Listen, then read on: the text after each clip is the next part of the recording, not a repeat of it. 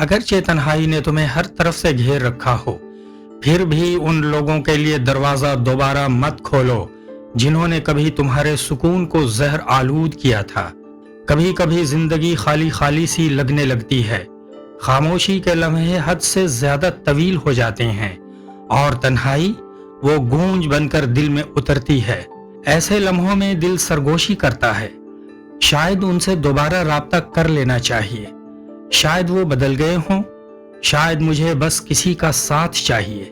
लेकिन जरा ठहरो और याद करो कि वो क्यों चले गए थे, या इससे भी ज्यादा तल्ख हकीकत यह कि तुम्हें खुद उन्हें अपनी जिंदगी से क्यों निकालना पड़ा था।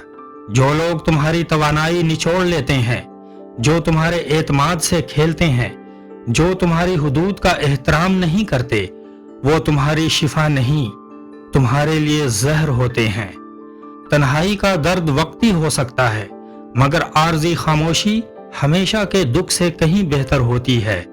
तुम सुकून के हकदार हो, चाहे वो खामोश ही क्यों ना हो, चाहे वो तन्हाई में ही क्यों ना मिले। अपनी जहनी सेहत को झूठे सहारों के बदले कभी मत बेचो। अपनी हुदूद की खुद हिफाजत करो, अपनी रूह की हिफाजत करो, क्योंकि कुछ दरवाजे हमेशा के लिए बंद ही रहने चाहिए, चाहे दस्तक कितनी ही बुलंद क्यों न हो।